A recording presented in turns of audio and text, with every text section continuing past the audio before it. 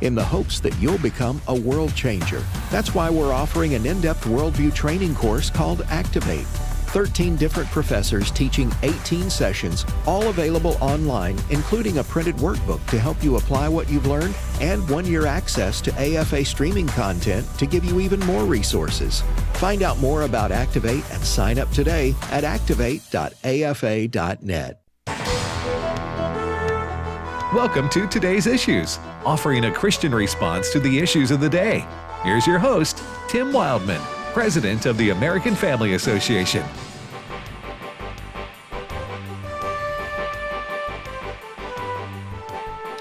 Hey, good morning, everybody, and welcome to Today's Issues. That's the name of this program right here on the American Family Radio Network. Today's Wednesday, October the 29th, 2025, in case you were wondering what day it was. I'm Tim Wildmon with Ed Battagliano. Good morning, Brother Ed. Good morning, Tim. And Brother Fred Jackson. How you doing? News Director, American Family Radio. Go Blue Jays. Go Blue. Hey, that's right. I watched it last night, the World Series, Game 4. Tied up 2-2. Yeah, so 2-2. As an observer without a team involved, I hope that the World Series goes to 7. Yeah. It's been filled with dramatic moments. Yeah. 7 games. I wanted to go 7 games. I wanted to go to the 9th inning. At least. With 2 on, 2 out. Game 3 went to 18 innings. I know all sports have their,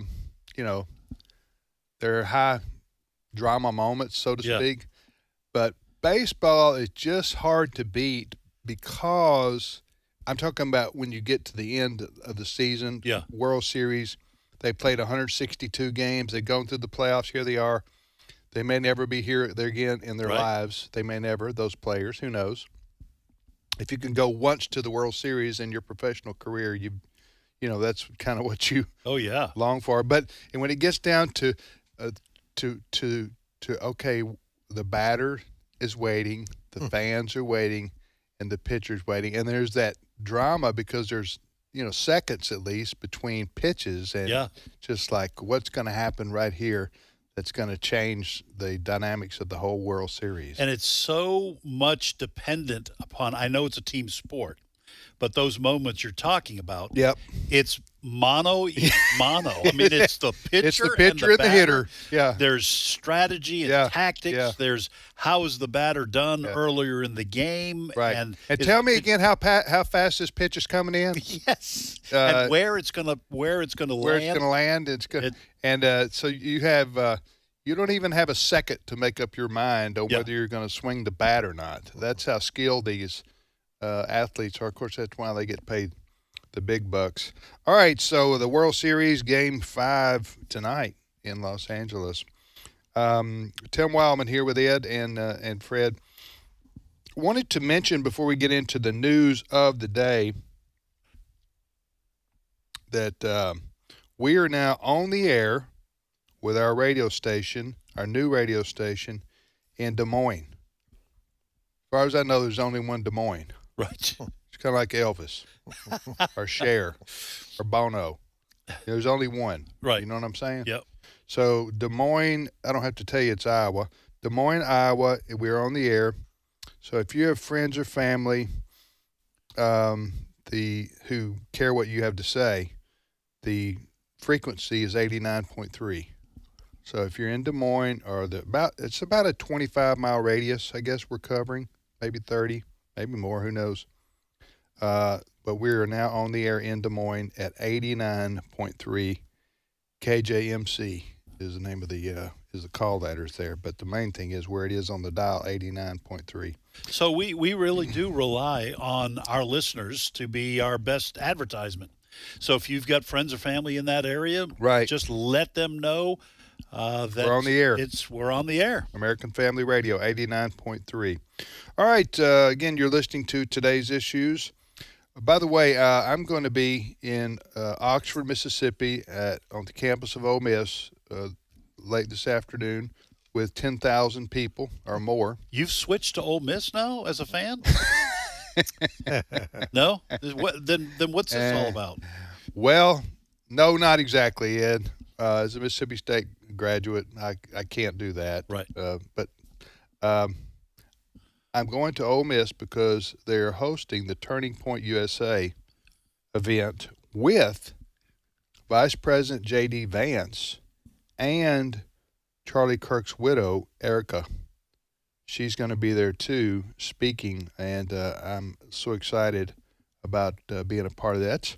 The Ole Miss campus from where I am is about an hour, so it's not a big deal as far as the drive goes. I would drive a lot longer than that to see and hear those two, but it's going to be.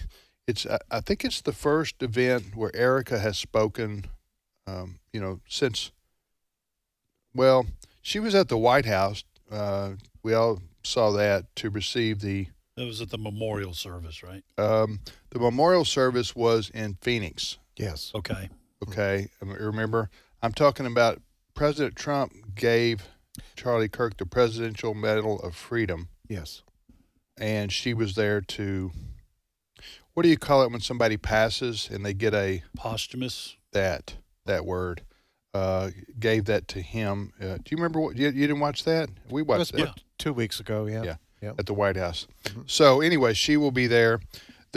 I think the main point of this event and others that Turning Point USA has continued to do is to carry on the legacy of Charlie Kirk of trying to reach young people, students, with the truth about the gospel of Christ and also about what's happening in our country and how you can make a difference. Because all of these were already set up.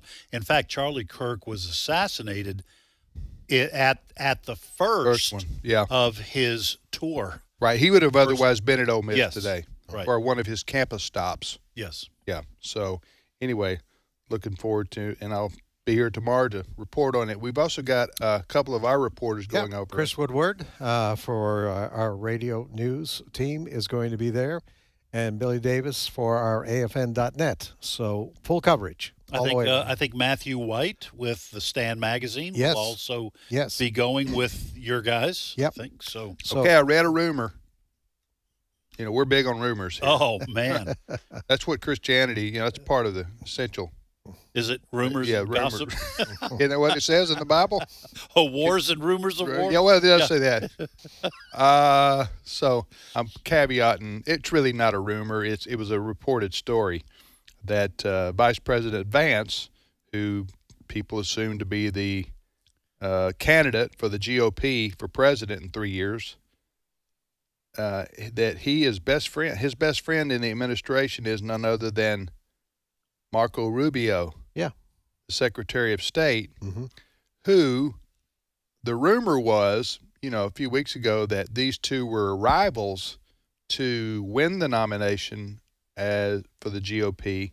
I know we're a long way from that. I mean, people. You mean in 2028? Yeah, 2028. Okay. When President Trump steps down. Yeah. I don't think he's going to, but.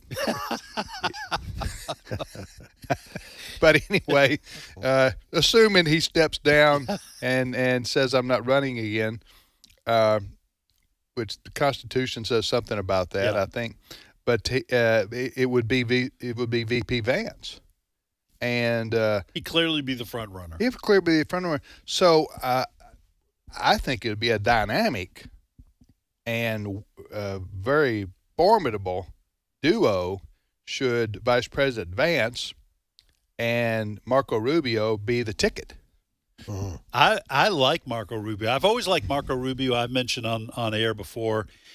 There were some things that he stood for regarding immigration, a couple of the things I didn't care for, but he's very solid on the Constitution, Christian man, very articulate, good debater, sticks to his guns. I like both of those guys. Yeah, me too. And Marco Rubio would probably help with maybe with Hispanic votes. I think you're right. I think they would be a formidable duo. Yeah. Who would be the Democrats right now, Fred? Who would they pick? Is Kamala going to come roaring back? Roar. She's going to come roaring back. But she going to word salad her way back in, Fred, to leadership there in the Democrat Party? Yeah. Newsom, Kamala Harris. Oh, I got somebody else. The stable right now doesn't look really good for the Democrats. Well, what about Zoran Mamdani? Here he goes. Fred, If we're going to talk about we are Zoran. going to talk about it. If he wins the mayoral race for New York City, I don't know that he could run for president in 2028, but certainly. Is he old enough? He's 33 right now. Then he's not Okay, old he's enough not, now. but he would in 2028, right? Yeah. He'd be 35, and Yeah. he'd be. We're getting out ahead of ourselves here. way a little ahead of bit. it. Yeah. And as you said, it is out in the future, 2028. We're assuming J.D. Vance is the front runner if nothing happens between now and then. Well, that's how things work normally. Yeah. Yeah, we're going to talk about Mr. Mamdani in just a second, but we wanted to update folks on Hurricane Melissa. Hurricane Melissa is now a Category 2, but that's after doing extensive damage to Jamaica. Remember, it hit Jamaica 24 hours ago. We talked about this. Has a Category 5. And if you've seen some of the images coming out of Jamaica this morning, there is just devastation. That's all you can talk about. It is horrible. It has now gone through overnight through Cuba. We're now seeing images from Cuba, and now it's moving on to the Bahamas as a Category 2. And people may think, oh, it's not a Category 5 anymore. Category 2 can do a lot of damage as well. Mm-hmm. I'm amazed coming out of Jamaica, a fairly low death count, single digits, as of this moment. Right. I am sure searches are underway for people who have not been accounted for.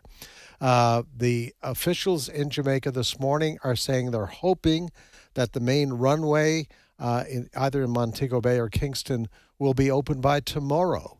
And that is really important because relief efforts they can land their airplanes like Samaritan's Purse and some of these others, will be able to land their airplanes to begin helping people. But stay in prayer. After the Bahamas, they say Melissa's going on to Bermuda. Melissa's not through yet, let's put it that way. But well, Jamaica has 3 million people, mm-hmm. and it's they're saying 77% of the island is without electricity right now. Yes. Of course, it's a warm tropical climate, so electricity matters more for, I guess, refrigeration. Yes, food, those kinds of things, not necessarily, your house, but the traffic lights and the just electricity, infrastructure. Yeah, right. I would. One of the things you mentioned, Fred, in terms of Category 2 or 3 hurricanes. People say, oh, like you said, it's not a Category 5, but you've got to remember a lot of these island nations are relatively flat. Yes. Some of them have some mountains because, Jamaica's mountainous. Yes. Yeah, but it's not usually the mountains aren't usually high enough to to drain a storm, to break it up like it can sometimes if it hits. I see what your point. Yeah.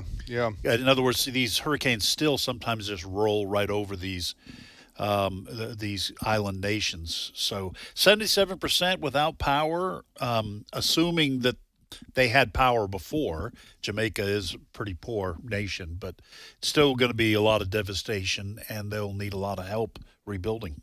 Yeah, and tourism is a big part of their economy. Yeah. So the Montego Bay area took a direct hit, pretty much. Can you pretty much direct? I'm not sure my words there, but it was that's what I saw reported. Kingston, which is the biggest city, didn't take a direct hit. Now they still got a lot of damage because of the winds.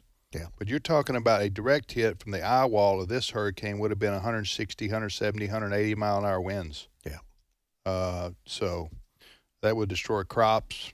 Anything in its path. Well, I've seen video of facilities. roofs coming off buildings. Yep.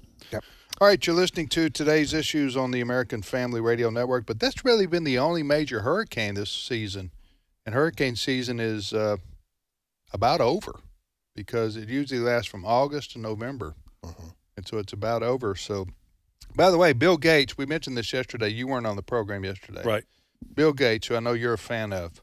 I don't even like his computers. He said yesterday or the day before that he had given a lot of money and a lot of attention and his and words of his toward fighting global warming / climate change over the decades. And he's dialed that back now. Yeah.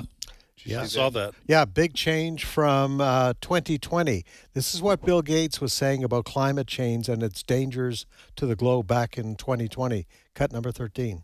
Well, certainly climate change will make entire ecosystems die off. It'll make parts of the world, impossible to live in. Yeah, that's what he was That was saying. him in 12 years ago? 2020. 2020. 2020. Oh, 2020. Okay. 5 years ago. Okay. Now he's really dialed it back. Yeah. Talking about global devastation. Nah, not so. Right. Yeah, and he says that people, quote, will be able to live and thrive in most places on Earth for the foreseeable future. Okay, well, welcome to the sane side of the street. Right. What happened? That's my question. What's gone on in his brain? Well, that's a good question. Pop science is what I would call it. Listen, I'm getting in deep here, and I don't even know what I'm talking about for the most part. I would just say this: it became trendy among elites. Oh yeah, to buy into the whole global warming, climate change, and so they were all flying around the world on their private jets, having conventions where they patted each other on the back, saying, "Hey, we're all trying to save the planet here, aren't we? From global warming and from climate change." And so I don't know how much these people actually believe their own words as much as they were trying to fit in with their peer group. That's what I think happened here. And he's only acknowledging what, like you're saying, Ed, the sane side of the road. There may be climate change. Right. And guess what? There's probably been climate change since the dawn of creation. Yeah. And there's nothing you can do about it by not driving your SUV using gasoline. Yeah. That's he says this is. I'm looking at a New York Post op-ed on his change of heart, talking about Bill Gates. He says now, quote, "The faster people become prosperous and healthy, the more lives we can save." End quote. So it sounds like he is starting to delve into the reality here that what you want to do is get some of the poorer countries developed so that people can stay healthier, eat better, get a better education, and all those kinds of things. And that's really how you're going to save lives. But let's just note here before we move on, these people like Bill Gates, they can't get away with predicting gloom and doom 5-6 years ago, and some of them have been going on with this for 20-25 years. End of the world as we know it, the oceans are going to rise, all this stuff. We're going to have super hurricanes that are going to be slamming our planet, which that hasn't happened. No more ice in the North Pole. Right. All Polar these bears. things, are going to happen. No, they said those things, and now a person like him, I'm glad he is acknowledging reality, but he's not going to be, his credibility's damaged. And the science and the credibility of science in general. Yes. I mean, let me just put it this way, and I know we're kind of rehashing here, but I wasn't on the show yesterday, so I never got a chance. You need to hash. You don't even need to rehash. To pop Bill Gates. Okay, Yeah. But if we had listened to him, right, and we'd listened to Al Gore and all these other nutcases, and rather than say, "Hey, let's have a conversation here before we decide to shut down our economy," right? If we had listened to these people, we'd be in a world of hurt. I'm talking about this country. That's right. And I'm glad we didn't. That's right. All right, you're listening to today's issues on AFR. Go ahead, Fred. Next story. Fairfax County, Virginia, back in the news. We focus a lot on Fairfax County. What a great place to live, I got to tell you. Wow. And in particular, their school system. Yeah. All right. We've talked about Fairfax County. They don't have a problem with boys and girls bathrooms, boys playing on girls teams, all the sort of thing. But they're in the news this morning for something different. two of the high schools in Fairfax County have Muslim student groups. And they're in the news this morning because the Muslim student groups have been caught creating videos, they say, as a recruitment tool to get people to join their student group. But the videos depict people being encouraged to avoid the student groups, but if they say, no, we don't want to, then a student is shown being abducted and thrown in trunks of cars. Their heads thrown, covered. Covered up. Now, does that sound a little bit about what happened in Gaza and Israel back a few years ago? Sure it does. So these Muslim student groups are being called out on this morning, by the way. Bethany Mandel was on Fox yesterday, conservative writer, and she talks about this as just another chapter in anti-Semitism being tolerated on these campuses. Cut number 12. I applaud Fairfax for making that step, but I think that this indicates that there's something deeply, deeply amiss in America, in the young people, and also in the schools, that there is a rot of anti-Semitism that is being allowed to fester. And some of these Muslim students, perhaps they didn't know the line, because in classrooms around the country, there has never been a line depicted of what you can say and what is beyond the pale, because they're not being taught about the Holocaust. They're not being taught about the horrors of October 7th. Teachers unions, a teachers union in Chicago, I just read, they donated $10,000 to a pro-Houthi organization. All of these issues are endemic in teachers unions, in teachers ranks, and among students. And, I'm glad that Fairfax drew a line, but it took to get to this point. Yeah, Fairfax County, the school condemned this. Now, there was some talk about disciplining these kids, but that has not been confirmed yet. But I will tell you who has responded is CARE, Council on American Islamic Relations. They say these students should be punished. Should not be punished. They were just having fun. Well, listen, if they had done these kinds of videos with other targeted groups. Yes.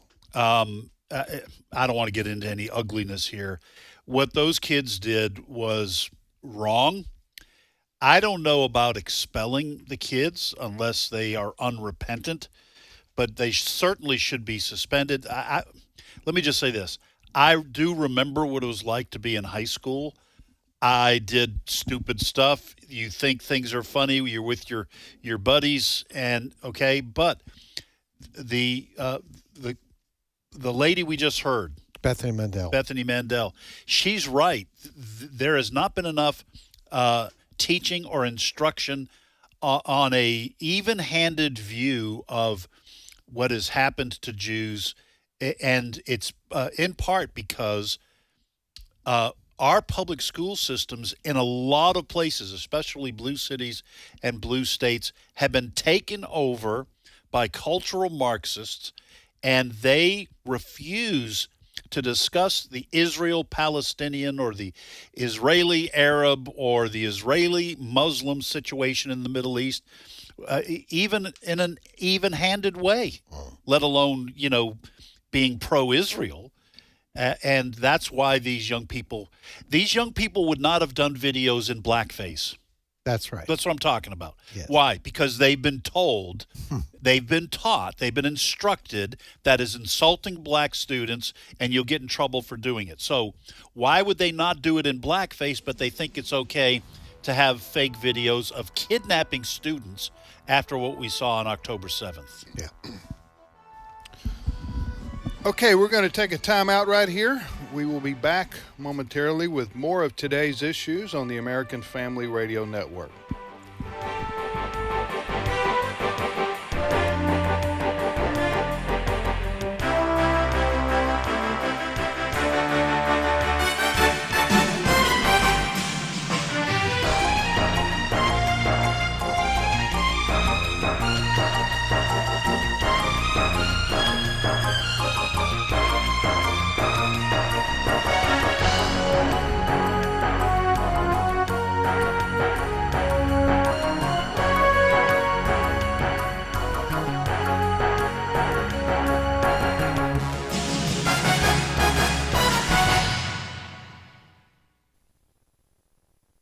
It's my turn.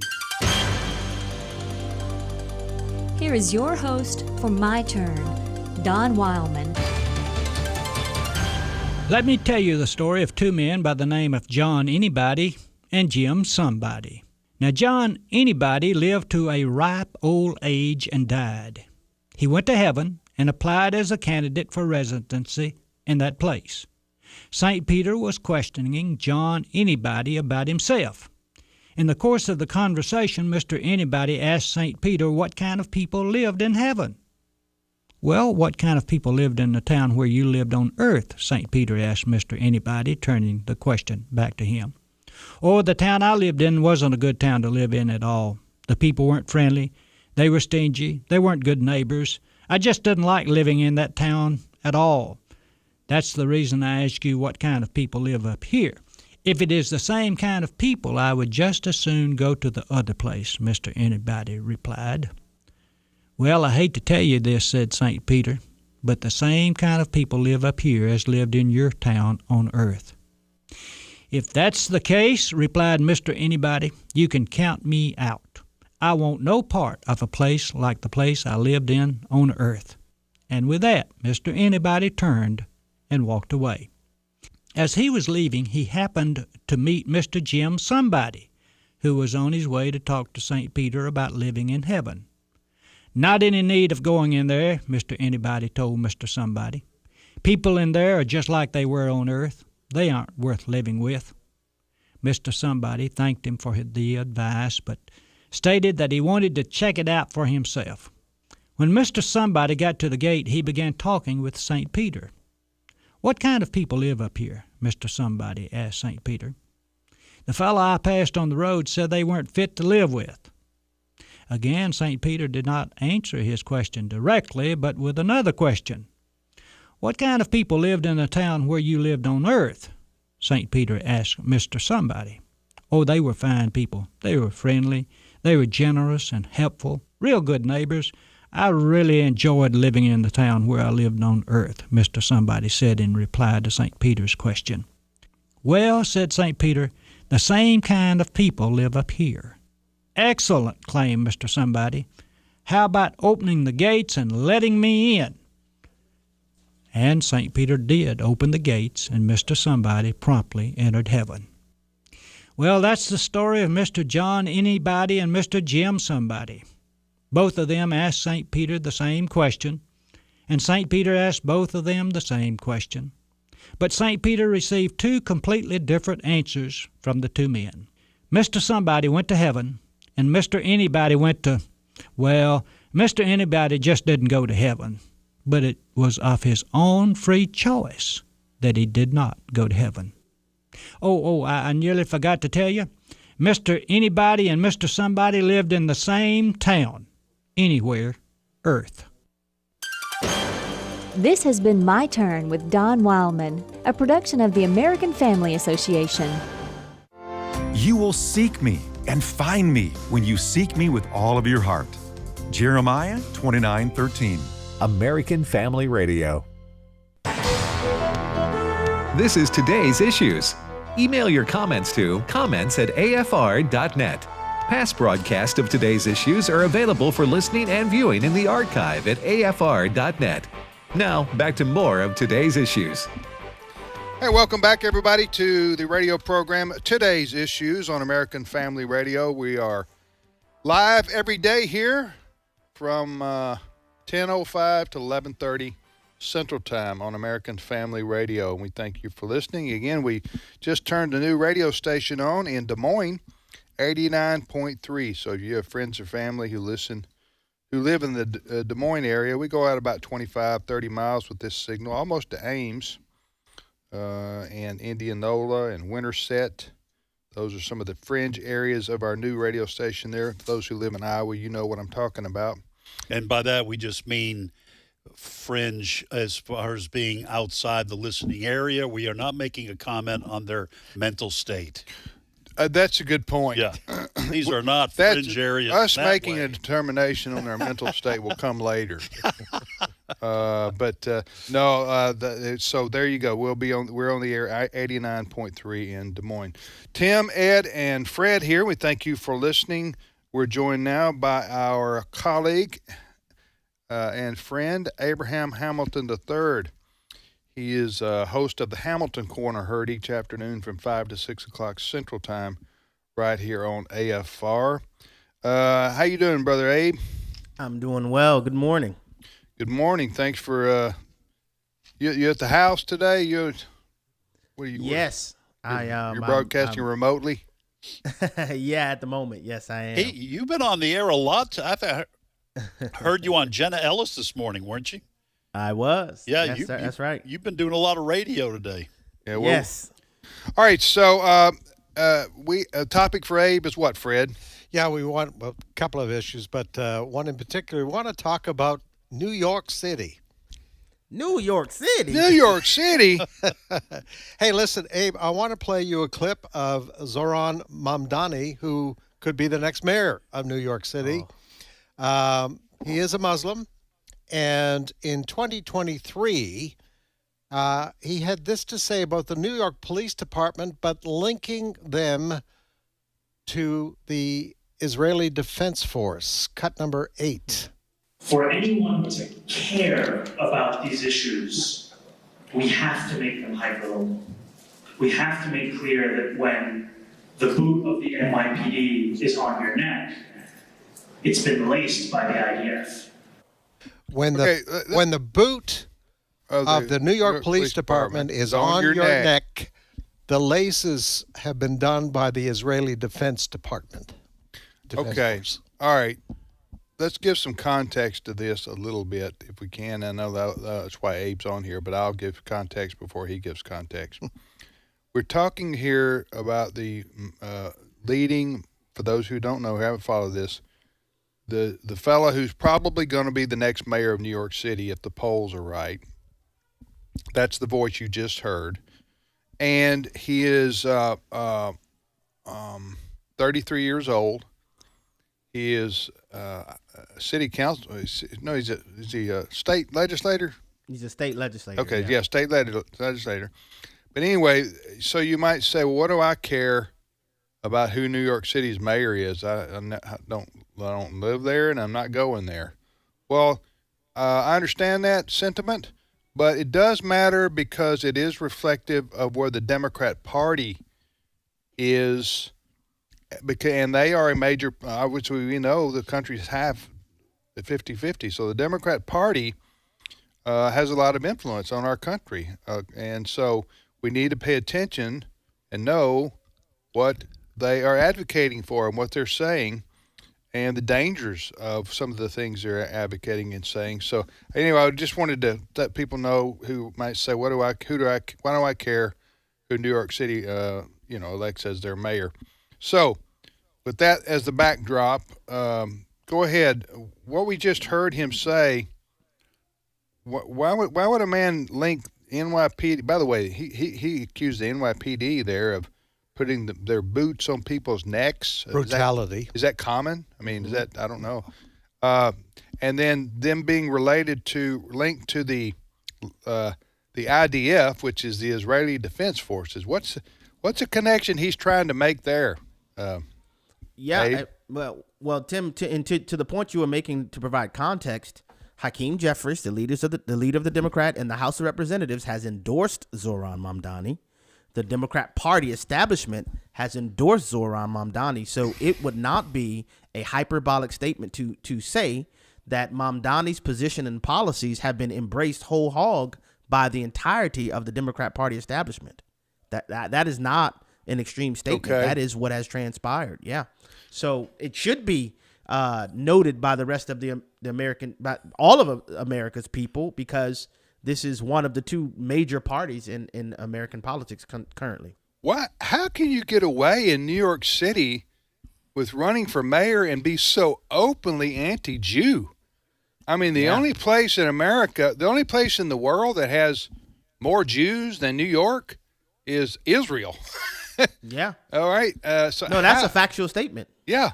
So I don't understand how this guy's getting away with this without more outcry and resistance from the Jewish community in New York City. Yeah, and he refused to condemn Hamas following October 7th. He's on record as being a supporter of the phrase "globalize the Intifada," and yet he's the leading mayoral candidate in New York City. Unbelievable. That is the type of cognitive dissonance that's present there. It's almost similar to, gays for Palestine. Well, Abe, here's another part of this cognitive. Gays for Hamas. Yeah. I'm sorry, gays. No, here's another part of this cognitive dissonance. Technically speaking, how can you be a Muslim and a communist? I mean, communists are atheists.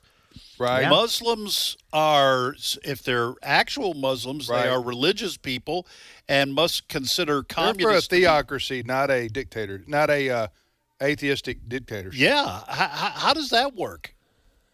Yeah, I think which it doesn't work, first of all, but what you're finding is that this entire cabal of like kind of leftward thinking people, they're willing to align themselves for the purpose of political advancement. Like, for example, yes. the mayor of Dearborn, Michigan, who just recently publicly at the city council meeting told a Christian resident and citizen of Dearborn that he's not welcome in town. Well, he's a Democrat. He aligns with the Democrat Party, but he is a mayor. And I did a show not too long ago where you don't have formal Sharia law, but you have a practical kind of functional Sharia to where Christians who have tried to evangelize in Dearborn have faced stoning in 21st century America. Yeah. Well, we're talking about Zoran Mamdani next Tuesday. We'll find out whether he's elected the next mayor of New York City and what that means nationally for the Democrat Party. Go ahead, Fred. Well, I just wanted to mention, Abe, I'm not sure if you read this from the New York Post, their story this morning. Perhaps Zoran Mamdani has been influenced by his daddy. His daddy is a professor at Columbia University. Who's your daddy? Who's your daddy? I'm sorry, I had to say that. Yes. It just came out. Go ahead. His name is Mahmoud Mamdani. Okay. All right. Professor at Columbia University, which, by the way, within 48 hours after the massacre of Jewish people in Israel, Columbia University was the first to have anti-Israel protests within 48 hours after that massacre. Now, Zoran Mamdani, according to this New York Post piece, is among the founders of a group called Gaza Tribunal, a group that one critic likened to a cesspool of London-based Hamas terrorists. And this group is calling for Israeli perpetrators, I'm quoting here, Israeli perpetrators and Western enablers to face consequences over their actions in the Gaza Strip. Do you think there's some influence from his daddy? Yes, I do. I absolutely do. And the thing that's most galling to me is, there are demonically inspired people. There are weirdos. There are people who are psychotic. But why would voters who would not be those things vote for this type of person as a candidate for office? I mean, you literally have, he's not only a Muslim, he's a self-described Marxist. He described himself that way. And in the hub for things like Wall Street, the economic capital of the world in a lot of ways, there is a real possibility, if not likelihood, that its mayor will be an outright Muslim Marxist. One other thing on this, his ideas that he's put out there, talking about Zoran Mamdani, that has attracted a lot of voters, evidently. We'll find out next Tuesday. Again, whether he's going to win. He's challenged by that staunch conservative, Andrew Cuomo, who's giving Mr. COVID integrity there. So he's advocating for things that make socialists start crying in joy, and that is free everything. Free everything and tax the devil out of the rich people. That's eat the rich. That's what works. That's what they think works. So he's got free. He's advocating for free food, right? Free grocery stores. Well, state-owned grocery stores, city-run, city-run, state-run grocery stores, which they'll be subsidized, obviously, by tax dollars, competing with privately owned grocery stores and probably driving them out of business. Doesn't he also want the government to control the pricing of housing?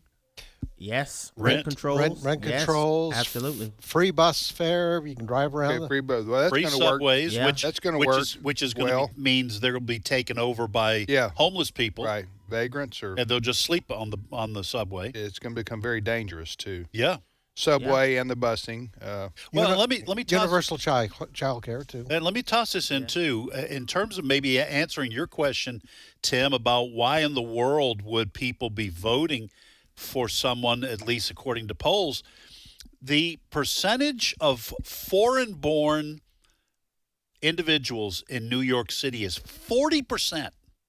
Okay. So I'm wondering if that is playing into his popularity. Right. Could be. Because, native-born Americans in New York City, while probably still to the left, might not want to vote for a socialist, but with Cuomo and the Republican nominee, Curtis Sliwa, maybe splitting some of the vote too, I'm wondering if that plays into, not everybody who lives in New York City, therefore, is going to be familiar with the principles that made this country great, which are not socialist. Yeah. So, do you think he's going to win? Unfortunately, Abraham? I do. Yeah, unfortunately, I do think he's going to win. I don't want him to win. I pray that miraculous intervention prohibits him from winning. But the signs and the momentum and the voting records of New Yorkers indicate, they've had de Blasio before him.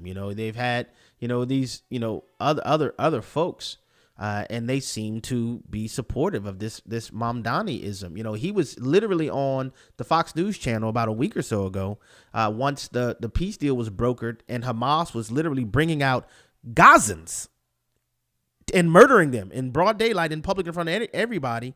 And he was asked, will you call on Hamas to put their arms down? He refused to do so. While previously he'd been on record calling for gun control in America. He would want to cause Americans to be prohibited from our Second Amendment rights, but he refuses to tell Hamas to stop murdering Gazans, Arabs. Well, in the Middle East. Abe, so why, we've been talking about, you mentioned the establishment in the Democratic Party, because over the weekend, or maybe it was late last week, Bernie Sanders and Alexandria Ocasio-Cortez on the stump with Mamdani, on the stage with them. Mm-hmm. Kathy Hochul, the governor, all right? Yep. Why? I mean, is the Democratic Hakeem Party... Jeffress, the congressional leader? Yes. Is the Democratic Party embracing socialism as its platform? Yes, Ed. Yes, they are. They have been functionally embracing it. Yes. Now they're formally embracing it because the socialists in the Democrat Party are the ones who have the momentum. They're the ones who are driving the policy development and the policy debate within the Democrat Party. They are formally endorsing and embracing socialism formally now. As far left as Chuck Schumer has been for the Democratic Party, if somebody primaried him from the left, I think Schumer would lose. Some people are talking about AOC maybe challenging him for his Senate seat. I think he would lose. I think that's how far the Democratic Party has shifted to the left, and its foot soldiers, the young people in their party, are not going to tolerate. I mean, listen, we talked about why Kamala Harris did not pick Josh Shapiro, the governor of Pennsylvania, as a running mate, that it was because he was Jewish. And they were afraid they would lose support in the general election from their base. That's frightening if you're a Democrat, a traditional liberal. Yeah. All right, you're listening to Today's Issues. All right, Abe, what's coming up this afternoon on the Hamilton Corner? Well, to the point that Ed just made, some people have surmised that a part of the reason why this government shutdown is where it is because Chuck Schumer is afraid of being challenged in the primary from the left by AOC, if not somebody else. And with a moment of clarity, it seems, all of a sudden people like Caitlin Collins at CNN and Cassie Hunt at CNN are beginning to challenge the Democrat rhetoric concerning the shutdown. So we're going to talk about the shutdown. We're approaching the second longest shutdown in American history. The longest was 35 days from the end of 2018 to January 2019, we're approaching that with this government shutdown. So having some media clarity and communicating the fact that the Democrats are now using a rejection of Obamacare as passed by Democrats is the basis for their argument for maintaining the government shutdown currently, because the only thing that would happen is that Obamacare would go back to what was passed by the Democrats when the Affordable Care Act was initially passed. All right. Thank you, Abe. Have a good day, my friend. Talk to you later. Thank you. Okay, bye-bye. That's Abraham Hamilton the third, not the second. That was his daddy, the third, there joining us from a remote location. Tim, Ed, and Fred, you're listening to the radio program Today's Issues on American Family Radio. Any idea why? If we start going down this rabbit trail, maybe we won't come back, which would be rare. What's your number one thought on why these big cities, and by big I mean cities maybe over, say, 2 million people, almost all go blue and become Democrat-only elected officials? Any particular reason for that? You would think, because that's just this is my opinion. I'm not sure this is accurate. I think it's possible. Is during Jim Crow in the American South, when blacks were subject to systemic racism, there was a large movement of black people out of the South into big cities up north, where they could live in peace, get good paying jobs. A lot of them worked, throughout what we now call the Rust Belt and manufacturing. They could have a good life. And those cities were largely run by Democrats because of union power. And so they just became lifelong Democrats. And they have. You're talking about the black voter. I'm talking about the black voter, and then other probably minorities. When you come to this country from a foreign land, you gravitate towards big cities, so you can find jobs, but also you can find your community, your people who speak your language. Reason I know this is because my mom, who was born in Greece, when her family moved to this country, they moved to the Boston area, to Lowell, Massachusetts, where there was a large Greek-speaking population. So you're going to get a lot of foreign-born people moving to big cities, a lot of minorities who are moving here to try to build a good life, and then you just fall into the political alignment that exists. And I think that a lot of these big cities have remained blue because the people who have a history there stick with the party that was on their side when their dad and their granddad were voting. Kind of gets into one of those because it's always been this way. I think so.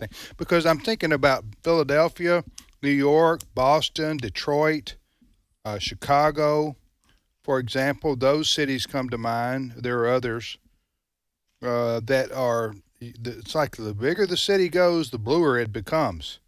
I'm just wondering, why is that dynamic true when you leave those big cities? Atlanta's becoming like that. Atlanta proper, not greater Atlanta, but I'm going like when you leave those big cities, then you get out to to more small town rural areas. Then they're all, it's red. Yeah, we've all seen the maps, right? Right. You go to, for example, you go to Missouri and you look at the map. It's a red state. Missouri is, but St. Louis and Kansas City are going to be blue when the voting comes up. And you're just why does somebody living in St. Louis different than somebody living in maybe another? I say Columbia, Springfield, for example. Why? Anyway, Dad, with what Ed was saying, I believe also, and I know I often go back to this. It's also the way the last two generations coming up have been educated, that the Republican Party, capitalism is evil. Right. And so you have politicians who come along and say, we're going to go after those rich guys who are making your life miserable. And we're going to even everything out. Well, that really, that does appeal to you if you feel like you're, not, Go after the rich people. Well, without defining what rich is exactly. And let's face it, since the 70s and then the 80s, manufacturing jobs have, by and large, disappeared from big cities. And so finding good paying jobs has been next to impossible in a lot of cities. I know this is a broad generalization. So you're going to have more poverty in those big cities, and therefore you're going to become more reliant on government subsidies to be able to take care of your family. And the Democratic Party promises those subsidies. And they say, and the media says along with them, the Republicans want to take those subsidies away. And so you're going to be locked into the Democratic Party forever. Right.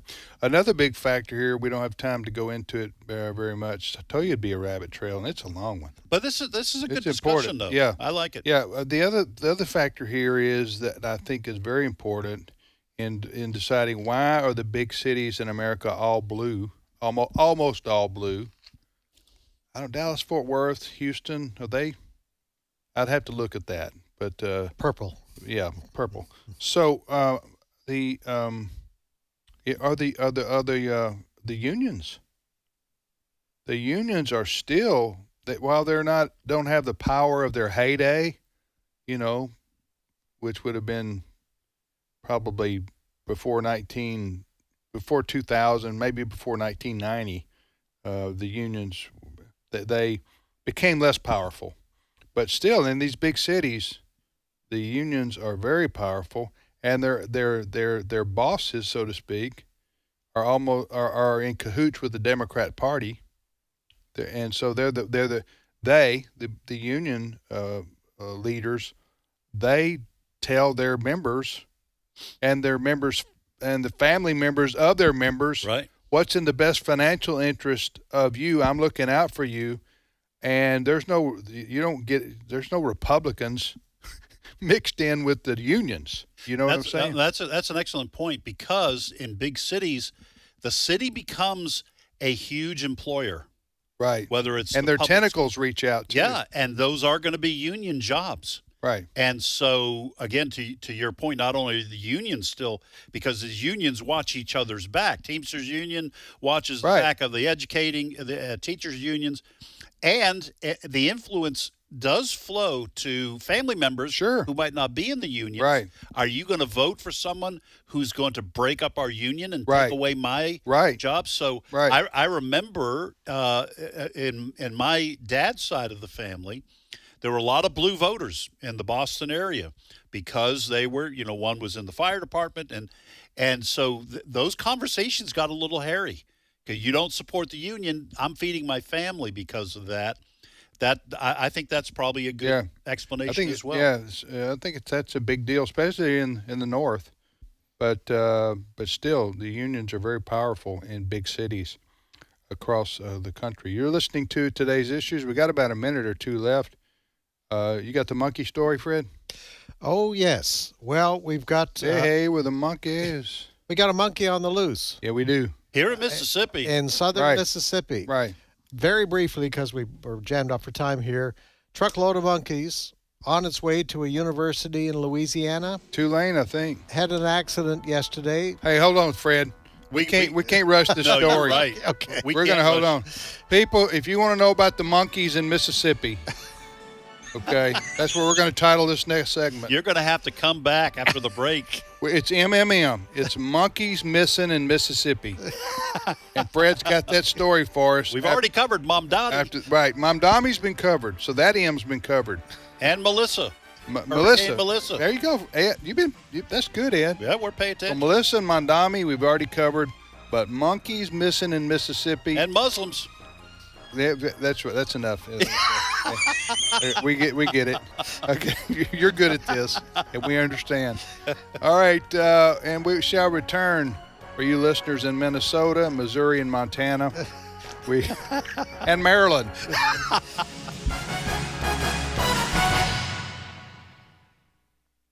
The views and opinions expressed in this broadcast may not necessarily reflect those of the American Family Association or American Family Radio. Faith, family, freedom. American Family Radio. getting married, starting a family. They're eternal values and ideals. These are core values that shaped this country for so long. These are values and ideals that are rooted in Scripture. They're eternal values and ideals. At the Core with Walker Wildmon and Rick Green, where culture meets biblical truth. Weekdays at 1 Central on AFR. This is American Family Radio, a listener-supported ministry of the American Family Association.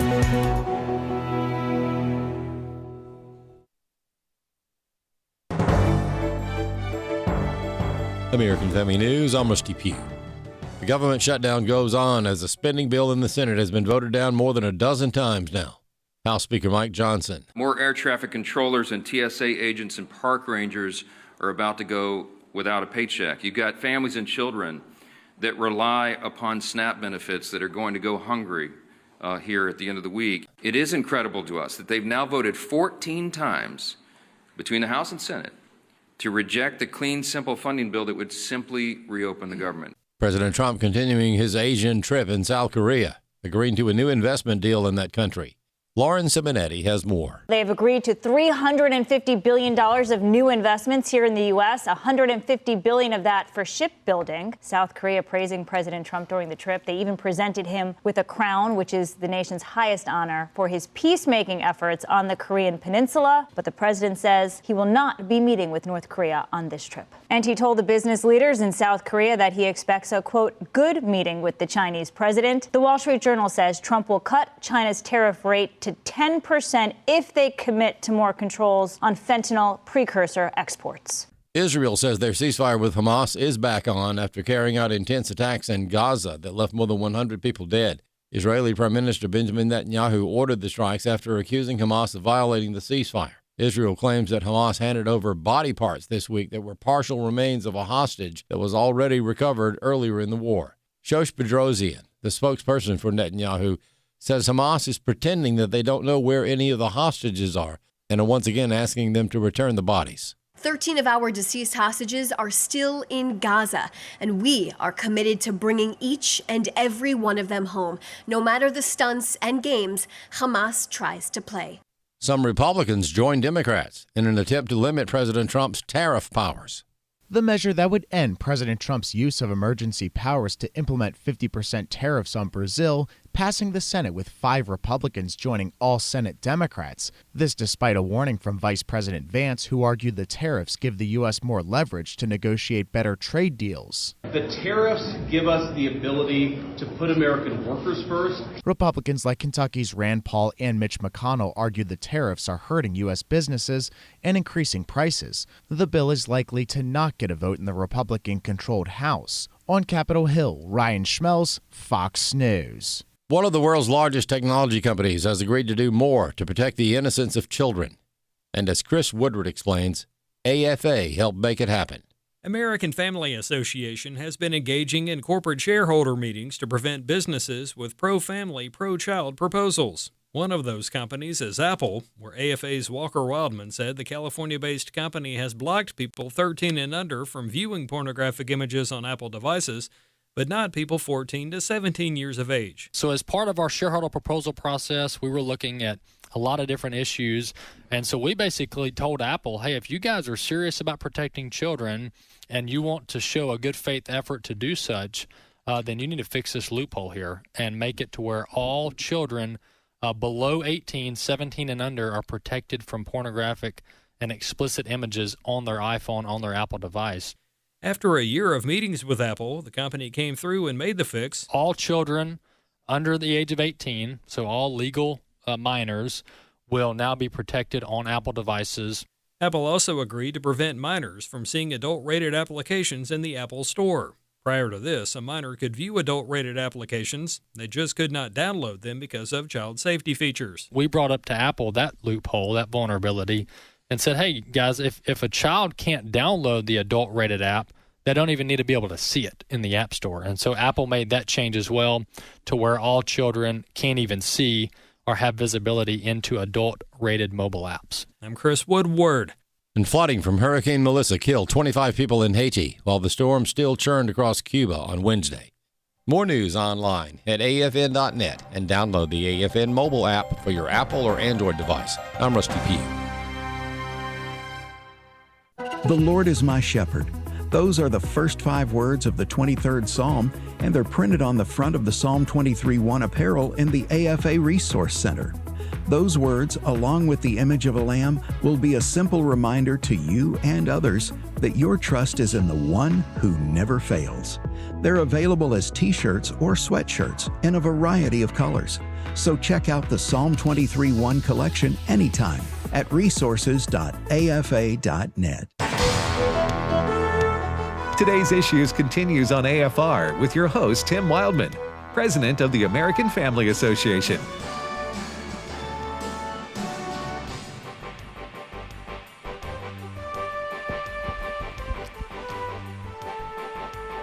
Hey, welcome back, everybody, to Today's Issues. That's the name of this show here on the American Family Radio Network. Tim, Ed, Fred, and now Chris, plain shirt Woodward. Hello. Joins us. Good morning, brother Chris. How you doing? It's been a kind of a plain day, but, yeah, we're getting there. It can get brighter. Yeah. A little gloomy outside. So you're going over to the event, too, at Ole Miss Yes, with sir. Vice President Vance and Erica and many others. Kirk. Yeah, we're going to be we're going over there. Myself and another guy from the newsroom, somebody from the Stand, formerly known as the AFA Journal. We'll be driving over there. Now, I think Fox News is carrying this live. Yes. They do plan to. Jesse Waters is going to do a show from there This afternoon. It's going to be starting, I think, at 5 o'clock Central Time. Correct. I'm going to go. I'll be there, too. Yes, we're leaving super early because doors open at 3. And for those that have never had the benefit of visiting Oxford, which I do highly recommend, it is a small town with a large university, and thousands of more people are going to be coming into town today. Yeah. So we're going to beat the traffic, we say. Yeah. So if you don't know what we're talking about this afternoon, Turning Point USA is bringing their event to the University of Mississippi, a.k.a. Ole Miss, in Oxford. And this is part of their national tour that was scheduled prior to Charlie Kirk's death. And so this Charlie Kirk would have been here when I say here, Ole Miss is an hour from where we are, our studios. So that was already pre-planned as part of his national tour. So, but it's going to be at the basketball arena there, called the Pavilion at Ole Miss. So they're expecting 10,000 people. So that's going to be pretty amazing. And it's been sold out, although their tickets aren't for sale. But you had to ask for the tickets online, and they've been out of those. That's right. Yes. Correct. Yes. All right. So back to monkeys missing in Mississippi, or missing monkeys in Mississippi, as promised. That's the next story we have. That was a Lifetime series, wasn't it? We have, a Lifetime. Do they have a Lifetime series? They got the Lifetime series on. Harry Baxter Burney was in it. Yes. Yeah. Lifetime movies. I've seen those. You and I know within 5 minutes who you can't trust. Okay, you can't trust the boyfriend. So monkeys missing in Mississippi. Okay, Sorry, I got us. All right, Fred's going to tell us about this story. Fred, Well, over to you, Fred. Wait. I think we have an introductory tune, don't we? I tell you what, I'm going to play that in just a moment. Okay. All right. Okay. Well, here's the headline from the Daily Mail on this story. Aggressive, disease-ridden monkey on the loose after escaping when truck carrying primates crashed. All right. This is a true story. This is a true story. A truckload of research monkeys was being shipped from a point to Tulane University in Louisiana. It looks like they were moving along Interstate 20.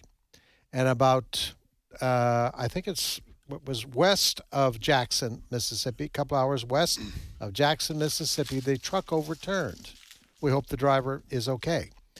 Some of the monkeys remained, I guess, in their cages. Some of them got loose. The Sheriff's Department, Jasper County Sheriff's Department, killed some of the monkeys that got loose. But one of the monkeys escaped. Now, according to the Sheriff's Office, the monkeys, they're research monkeys, rhesus monkeys, I believe it is. These monkeys are carrying hepatitis C, herpes, and COVID. All right? That ain't funny. That's not funny. That's not funny. As far as we know, there is this one monkey that escaped. Yeah, that is funny. Okay. One monkey escaped. The Jasper County Sheriff's like a Dr. Department Seuss book, doesn't it? Sheriff's Department is saying, if you see the monkey, do not go near. Do not try to embrace it. Right. Even if the monkey's curious. Right. And it may be cute. And it may be cute. Yes. But the monkey's a disease-ridden monkey, right? And aggressive. Yes. And aggressive. Yeah. All right. So that's the story. Yeah. Okay. So we have a monkey on the loose, or a monkey missing in Mississippi, and it hasn't been found. As far as we know. As of this hour. As of this hour. So it may show up over at Ole Miss this afternoon. A lot of people don't know that in the book of Ezekiel, one of the signs of the end was aggressive and disease-ridden monkeys. Yeah. Oh. When I first heard this story, I'll tell you two quick things. One thing was I thought, with everything else that's going on, right, we're going to throw aggressive, disease-ridden monkeys that we now got to watch out for. Yeah. We got to watch out for fraud and your bank account getting drained, and now we got to watch out for aggressive monkeys. The other thing I wanted to say about this, because this is here in Mississippi where these monkeys... It could be coming near us. We don't know. Yeah. My wife and I have been married for over 44 years. We hardly ever have arguments about anything, but one of the things we do argue about is that she says, and some of our listeners, I'm going to split our listening audience right here. Okay. My wife says when she was in the 6th grade, her and some friends and cousins were walking out in the woods and they saw a black panther. Okay. And when she told me that, first time she told me that, I said, come on. And I looked it up, and there is no breeding population of black panthers. Cougars is what we normally call it, but they can come in the black color. And I looked it up, and I showed it to her, and she said, I don't care, I've seen it. And then she'll post something on Facebook just to get me in trouble. And then other people say, I've seen it too, Ed, are you calling me a liar? So I suggested, we can all rest easy because the Black Panthers will probably eat these monkeys and we won't have to worry about it.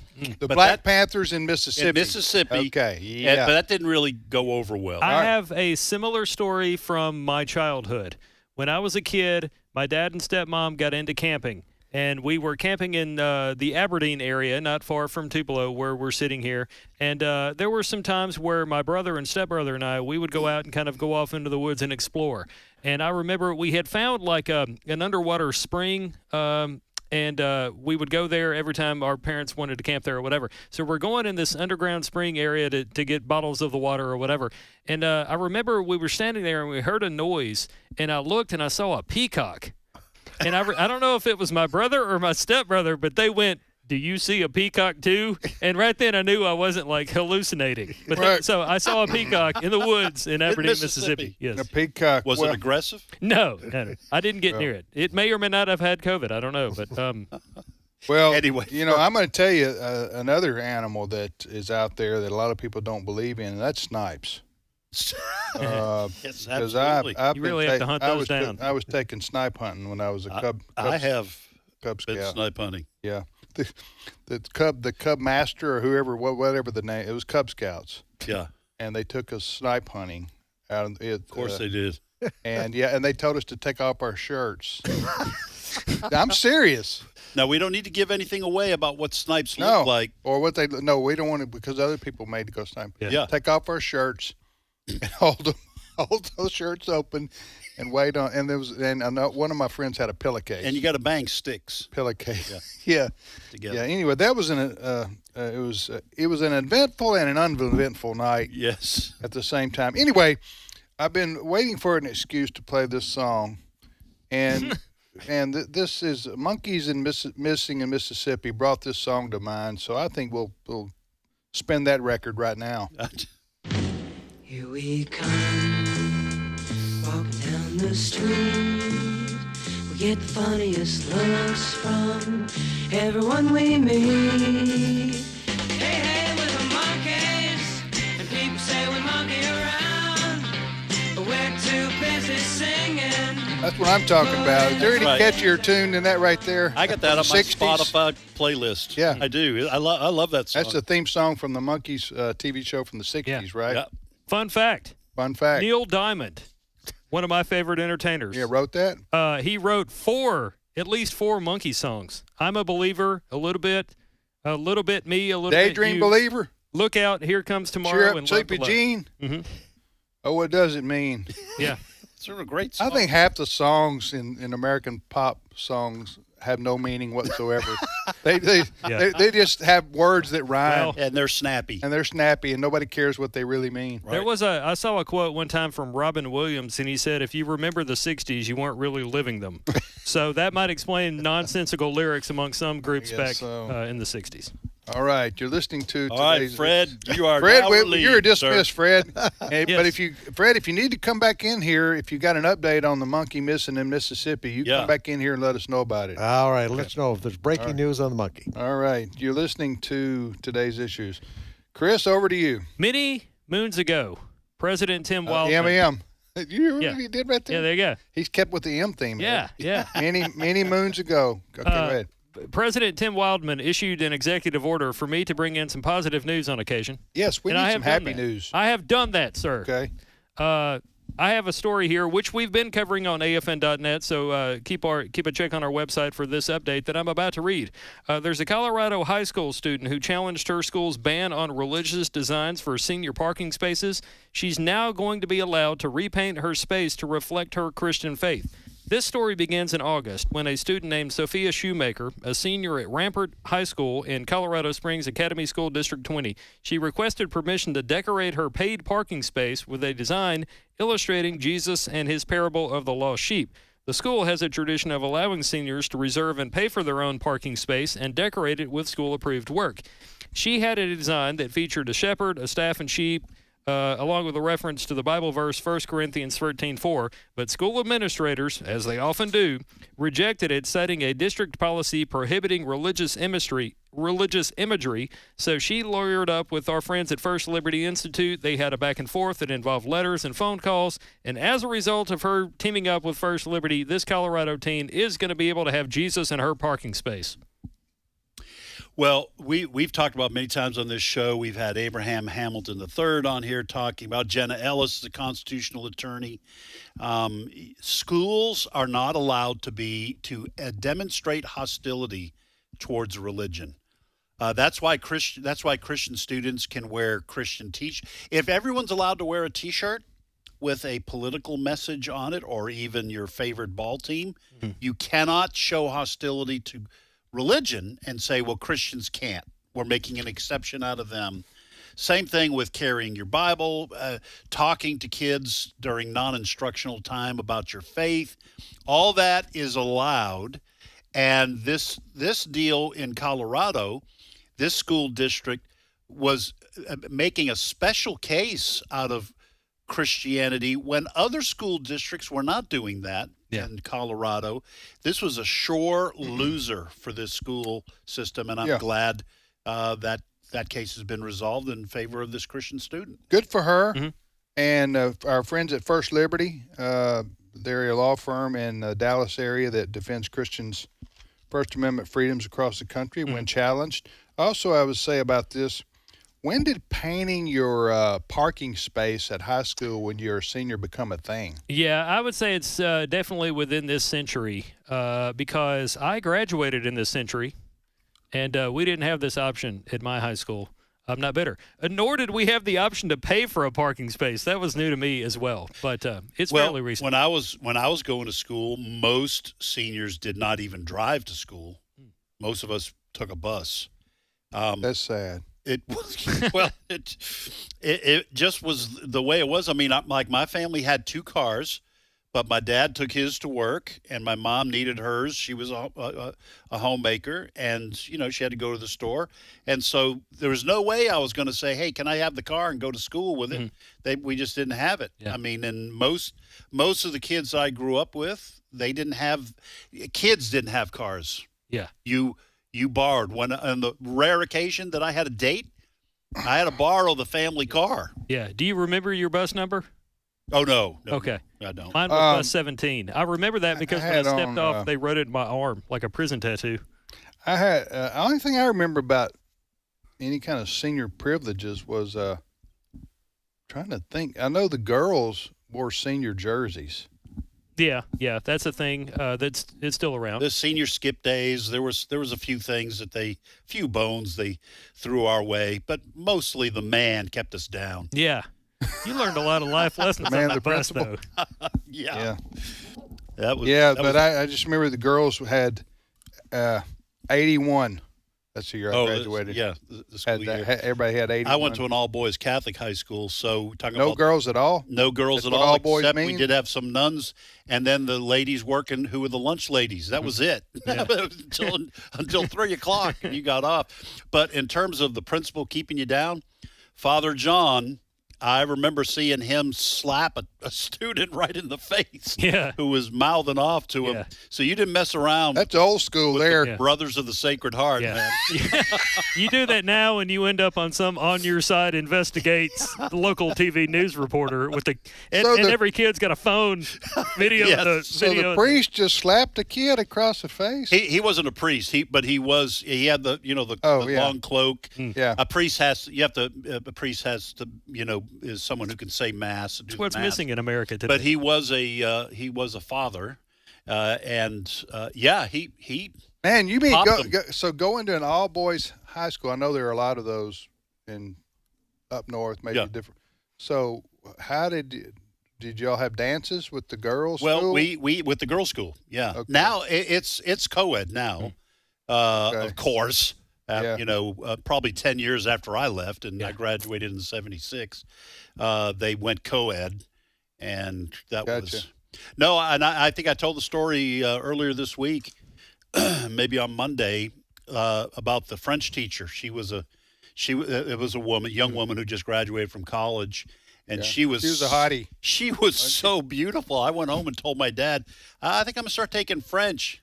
And my dad would have this way of looking at me in this, are you crazy? Why? I'd already taken 2 years of Spanish. And he finally wrung it out of me that there was a good-looking French teacher. He might have slapped me in the back of the head and said, no, you're taking Spanish. All right. Yeah, all right. Next story. I also took French and don't use any of it in where I live. But anyway, But it made you a better person. It did. Chris, it's it been expanded your horizons. Très magnifique. Those are the answers I got when I asked, why am I taking trigonometry? Yes. Where am I going to use this? There's a reason I have a BA in communication, sir. Expand your brain. Positive story number 2. Uh-huh. This is from the Daily Mail, and I'll post it on our Today's Issues Facebook page. There is a world's first breath test to detect pancreatic cancer, which researchers think may save thousands of lives. It's being referred to as the biggest breakthrough in 50 years. This is over in the UK.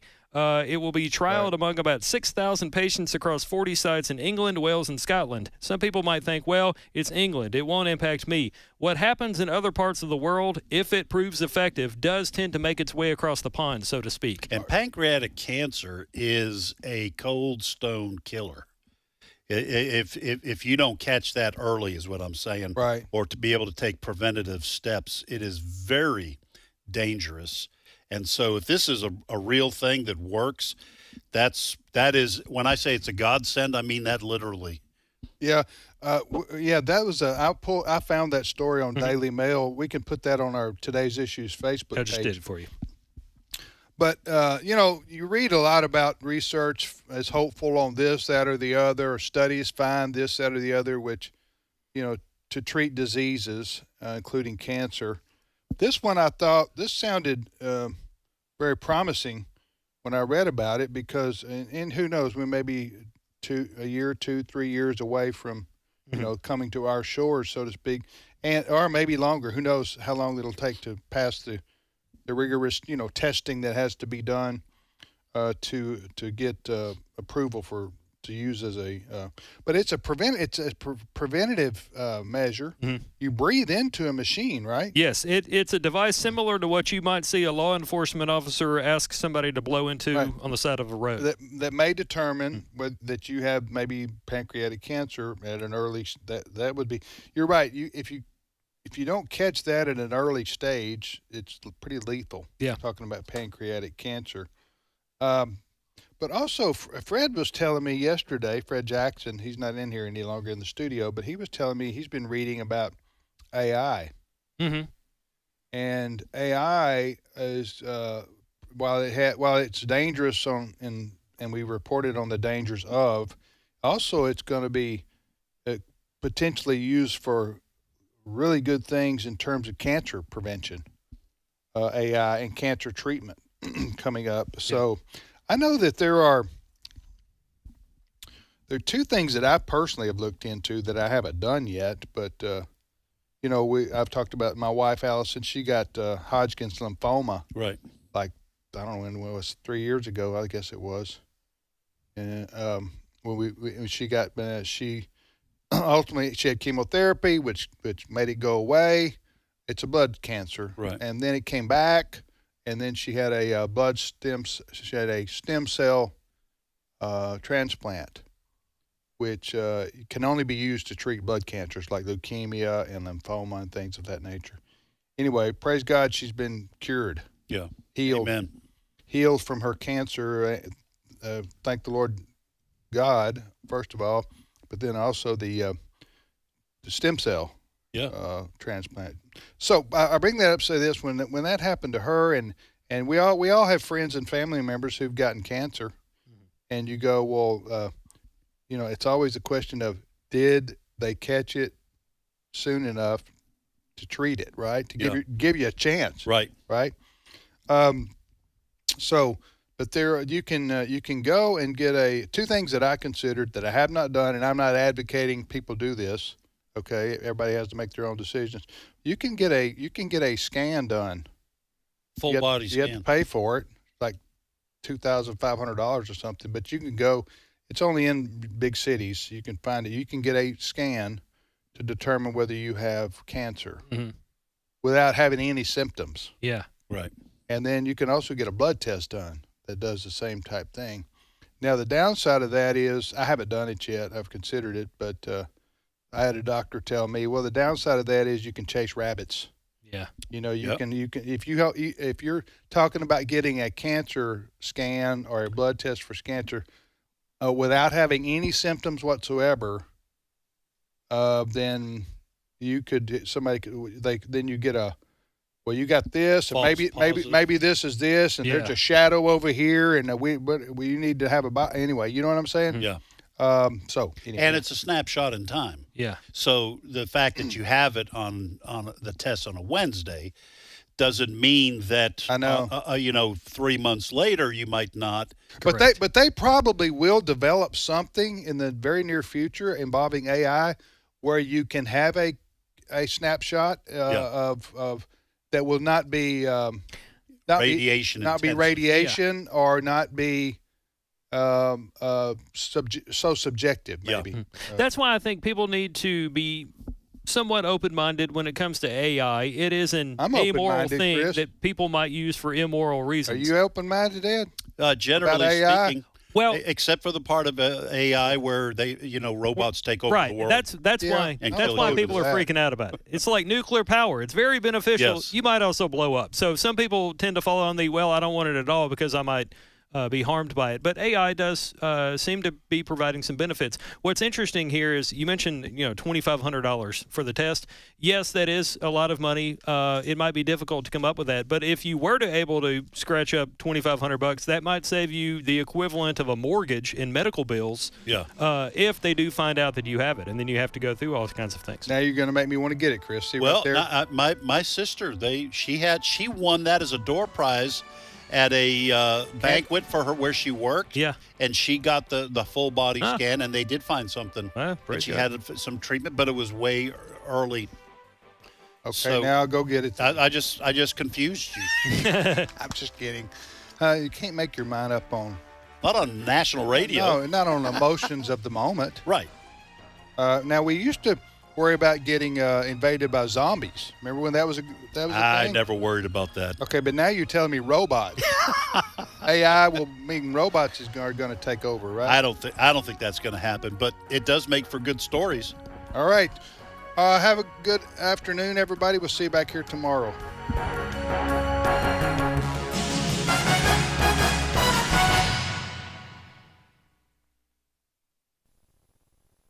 Hey, my name is Wesley Wildmon. And I'm Walker Wildmon. And we're brothers, and our family have been leading tours to the land of the Bible for more than 30 years. Coming up in March of 2026, we would love for you to join us for something very special, a Footsteps of Paul tour, a journey through Greece. We'll walk exactly where the Apostle Paul walked, through Athens, ancient Corinth, Philippi, and Thessalonica. You'll enjoy unforgettable experiences and meaningful fellowship with believers and with Wesley and Walker. And we'll eat well, laugh a lot, and yes, eat well again. And most importantly, we will grow in our faith as the Bible comes alive before your eyes. You'll get to see the very things that we read about or that your pastor talks about in church. The Footsteps of Paul tour is March 17th through the 24th, 2026. Register today at wildmangroup.com. That's wildmangroup.com. We can't wait to see you there.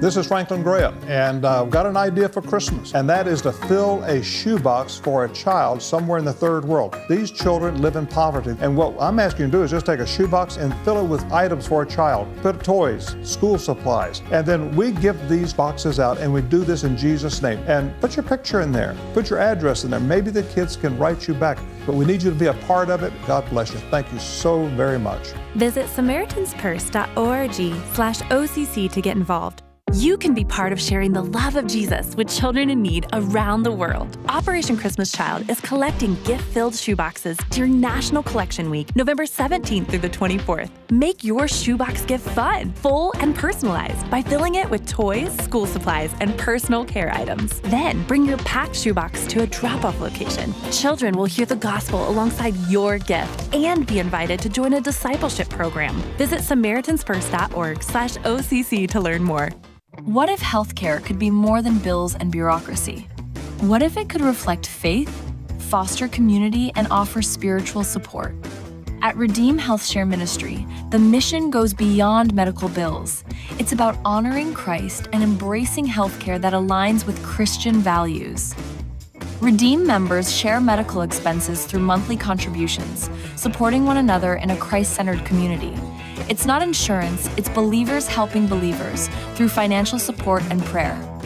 And Redeem HealthShare provides freedom for members to select the doctors, hospitals, and treatments that are right for them. No networks, no restrictions, just faith-driven care. From everyday checkups to unexpected medical emergencies, Redeem offers flexible programs and encouragement rooted in Scripture. Because your healthcare should reflect your faith, not compromise it. More at redeemhealthshare.org. On February 24, 2022, Russia